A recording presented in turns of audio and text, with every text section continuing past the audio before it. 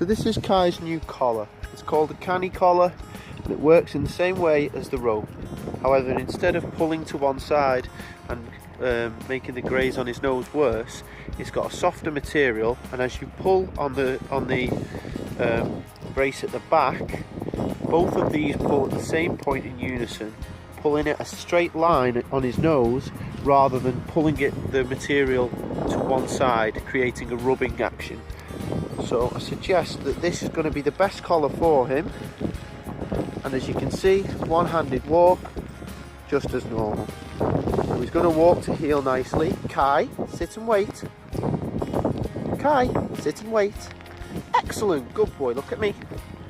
And this is the cue I'd like you to work on. Look at me, good boy. Kai, look at me, yes, good boy, very good dog, good boy. Good boy, walk on. Okay, so Kai has progressed to the garden, so he's near enough off lead with his recall training, and he's in our big garden at the minute. He's not on the field, he's just utilising the garden. This is the canny collar that I was showing you earlier, and when it's not being in use as a canny, you can either, good boy, look up, good boy, leave it over his nose like so, or we can take it off his nose completely. Good boy, is that better? Well, he's fixated on a tennis ball at the second. And there we go. And when I've got a free hand, I'll show you what we do with it. All we do is take that clip and pop it onto the side here, onto that little piece, so that it's up and out the way. I'll just pause the video. Okay, so I just paused it and used my other hand to clip it on. So now there's two clips onto there and it's clipped back onto the collar. So if you look at his face, it's not on his nose. There you go. And that's basically how you take the canny collar off, but leave it on so it's all out the way. Just basically doubles up the slip here. See? That's good. Is that better? Yeah? So this allows us to have a long line on him. So he's got 10 meters to run away. It's quite obviously quite a long line. And he doesn't have to be wearing his short lead now for this stage in the training. He's occupied here and he's sniffing at the floor, so it's a good time to call his name and test our recall. Kai, come on! Good boy, yes! Yes! Good boy, well done Kai, good boy! Excellent. So, what I did there was, as soon as he looks up at me, although he hadn't come back, I told him, good boy, you inspecting that?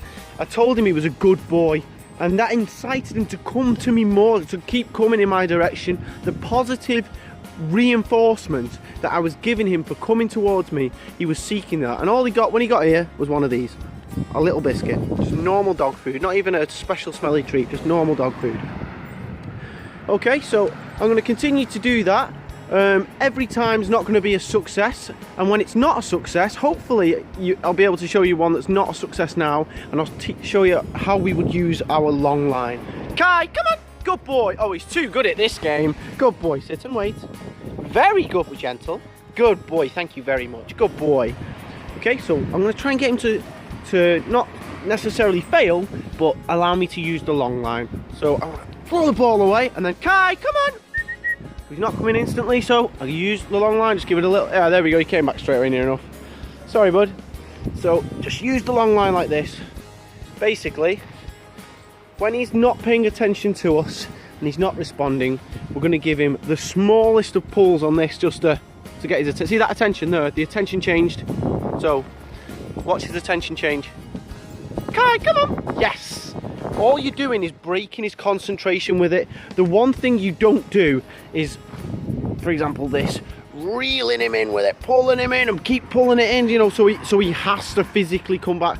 He has to make the choice himself to come towards you. Otherwise, he's not learning anyway, anything. You're just forcing a behaviour on him. Kai, come. Good boy, well done. Sit and wait. Yes, gentle. Thank you.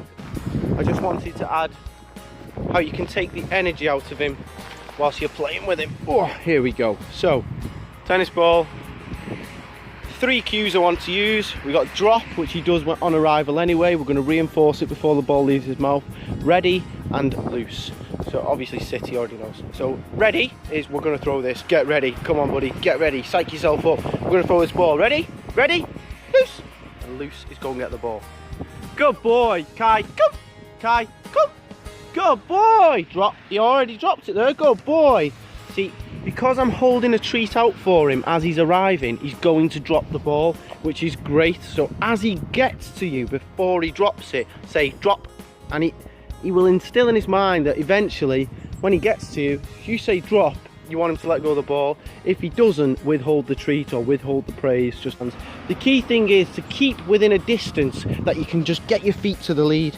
So if your feet are on the lead, then he can only go get your ball.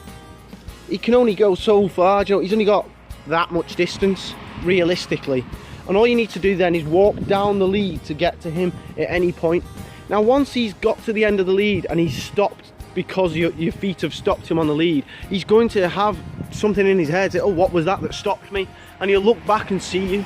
That's the time that you need to do this. So imagine we've just done that and it's gone tight. Kai, come on, come on, come on, come on, come on. Good boy. So when the lead goes tight, you've got to be really positive, regardless of what the situation is. So if there's another dog and he's not necessarily being aggressive towards him, but if he wants to go and play with the other dog, or the other dog's come over and the other dog's off the lead, and what tends to happen is they'll run directly over to you. The other owner won't know that he's in training, regardless to the fact that he's on a long line, and Kai might not necessarily want to meet the other dog at the time.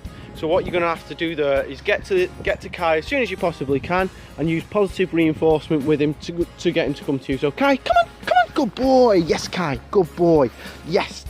If he's completely ignoring you and looking the other way, no matter how many times you say Kai, or how loud you say it, or no matter what voice you can say it in, it's not as good as a physical correction. So it won't be as good as physically a little tap on the shoulder, basically, is what this is going to be. So if you see him now, so that little movement in his back leg where it's stuck, that physical interaction at a distance is far more beneficial than something, for example, me saying Kai, Kai, Kai, Kai, Kai, good boy.